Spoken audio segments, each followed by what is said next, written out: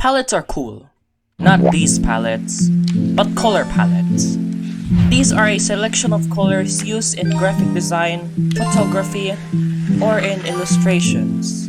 The selection of colors can convey a lot of feelings and ideas, and are used to make aesthetically pleasing creations. Different color palettes can create different moods, and some are better than others, subjectively. And using a palette can help challenge you to try and make these colors work together to create stunning visuals. Now there's a lot more we can talk about palettes, but then we are going into color theory and color schemes, which isn't the point of this video. You can do your own research if you want to know about those. You're here because you want to see me trying to use these palettes in my artworks. Now how do I pick my own palettes? Of course, I don't pick them out by myself. Who would do that?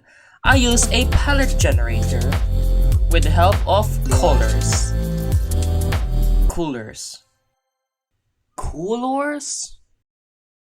Guess I want those cookies. This website can help you pick some palettes for your graphic design or art. Guessing I have to press spacebar. Nice! I don't like this palette. And so here I was, pressing spacebar until I found some palettes that I think are good for my artworks. And eventually, I found two that would be perfectly suited for my creations. I guess it's time to make the artworks. Now before I start, I should probably make this clear. I am only limited to the colors that I have in my palette. No other color outside of this palette could be used. So, for this example, I could not use yellow, purple, pink, none of those. I could lower the value of a color to use for shadows or detail, but that's it. My style of art here is going to be more simple. None of that over-detailed stuff. Background, line art. Let's draw a flower. It's a hibiscus flower. Wasn't that hard to draw. The petals were quite frustrating though. It probably took me around 10 minutes to add those petals, which is fine, you know. 10 minutes for just a bunch of curved strokes that I had so much trouble with is totally fine, you know. There we go. Looks quite plain and boring. So let me add some strokes that serve as the crevices on the petals. These things. Next, the leaves. I will be using the green tones for this. The darker tone will be used for the veins of the leaves. Much like this. I just had to add some more leaves on the other side. And it looks like we're done. Let me add some premature flowers. And use this brownish tone for the leaves. You know, add some dried bits. And I guess that's pretty much it. Well, that's really easy. Adding some extra stuff would probably impede with what I've made already, so I guess this artwork is complete. Let me just do something first. There we have it. Artwork number 1, complete. In this artwork, you see that I used the bright red color as the focus point. Since it's the more eye-catching color because of its vibrance and saturation, I used it to make the hibiscus flower. It helps with contrasting the more darker, complementary colors that I use for the leaves and the background. And they work pretty well, as you can see. I'm sure the next one would be easy as well, right? Right? Now from what you see here, it's a secondary color fest. Except we got this more reddish purple. And I think I have a very nice idea for this. First, red violet. Then make this curve with an orange. Next step, eggplants. These cute things will be situated on the bright side because, you know, I was going to make a plant that the fruits will be connected to, and in each space of color, the fruit would be different. On the red-violet side, it would be oranges, And on the orange side, it would be eggplants. I will totally not change this plan because it's too hard. Let's add the stems first. That's where the eggplants will be attached. See? Like this.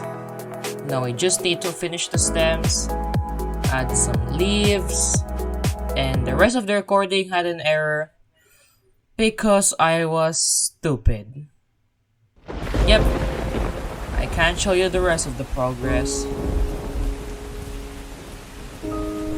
I'll just use Medibank time-lapse, it's fine. So I connected the eggplants to the plant, added this arc, and made a separate section from the orange background. As you could see, I was still trying to implement that separation, where this part would be the eggplant and this part would be the orange.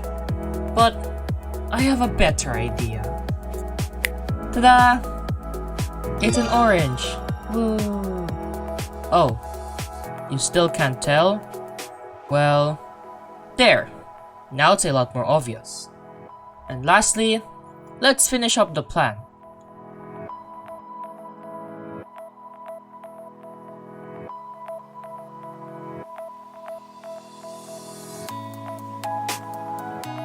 And there we have it, a complete artwork. Eggplants inside an orange. Such wow. As you can see, I used the darker colors for the eggplant to contrast against the bright orange background. And I created a separation where I would add the stem that connects to this orange background, which makes this plant look like it's inside an orange. Yes, it's a lot to take in, and I'm not even sure what I said makes sense. But you know, it works perfectly. And I've definitely used this palette to the best of my abilities. But I'm sure we can make something better. Remember those two palettes? What if we combine the two palettes and use it for a third artwork? Originally, I was planning to make a desert, sectioning off colors that will be used for different parts of the artwork, but after a while, it just looks like disappointment. So I changed the color of the ground. Now it's a slope with another slope. And now I'm adding peaks of the distance because of perspective. Now by using this color, it acts like an intermediate between the green slope and the orange sky, and it makes it look like it's starting to fade away. Next, grass, for the more closer slope. I don't really know what to say, it's just grass. I'm just taking advantage of the amount of green tones that I have in this palette for shadows and detail. And it seems to be effective.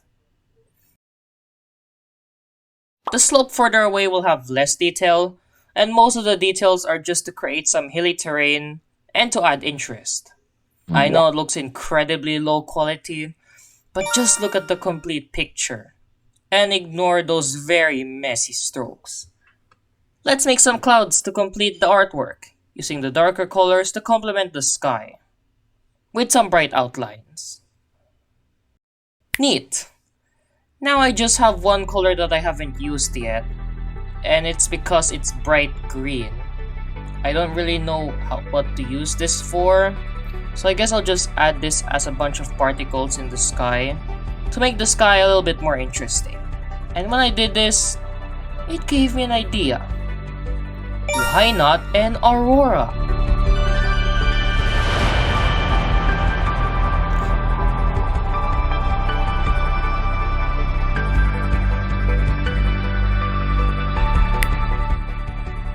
And we're done! All colors used up, all contributing to the artwork. I must say, the artworks that I made from the palettes have great color usage, and this artwork by far being the best example. Maybe you should try using color palettes as well, you know? It helps you in being creative, over using the right colors in the right places to make a visual masterpiece. And you could definitely use these palettes to create some very interesting artworks or designs with your own unique expressions to it. I advise you to learn about how color palettes work though. Anyway, see you soon, and go and do what you were meant to be doing.